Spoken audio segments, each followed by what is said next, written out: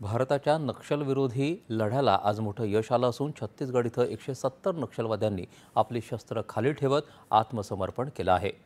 काल एकाच दिवशी छत्तीसगडमधल्या 27 तर महाराष्ट्रात 61 नक्षलवाद्यांनी मुख्य प्रवाहात येण्याचा मार्ग स्वीकारला। म्हणजेच देशात 2 दिवसात 258 सशस्त्र नक्षलवाद्यांनी हिंसेचा त्याग केला आहे। ही देशासाठी अत्यंत आनंदाची घटना असल्याचं गृहमंत्री अमित शहा यांनी म्हटलं आहे।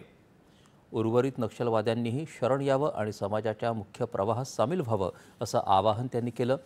आमचं धोरण स्पष्ट आहे, जे शरण येतील त्यांचं स्वागत करू आणि जे बंदुका उचलतील त्यांना आमच्या सुरक्षा दलांचा सामना करावा लागेल असं अमित शहा म्हणाले। रशियाकडून भारतानं ऊर्जा वापरात कपात केल्याचा अमेरिकेचे अध्यक्ष डोनाल्ड ट्रम्प यांचा दावा भारतानं फेटाळला आहे। भारत हा तेल आणि वायूचा एक महत्त्वाचा आयातदार आहे। अस्थिर ऊर्जा परिस्थितीत भारतीय ग्राहकांचं हित जपणं याला भारतानं प्राधान्य दिलं आहे आणि भारताची आयात धोरणं पूर्णपणे या उद्दिष्टावर आधारलेली आहेत असं परराष्ट्र मंत्रालयानं जारी केलेल्या निवेदनात म्हटलं आहे। स्थिर ऊर्जा दर आणि सुरक्षित पुरवठा सुनिश्चित करणं हे भारताच्या ऊर्जा धोरणाचं दुहेरी उद्दिष्ट आहे। यामध्ये बाजारातील मागणी पूर्ण करण्यासाठी विविध स्रोतांमधून ऊर्जा मिळवण्याचे भारताचे व्यापक प्रयत्न समाविष्ट आहेत।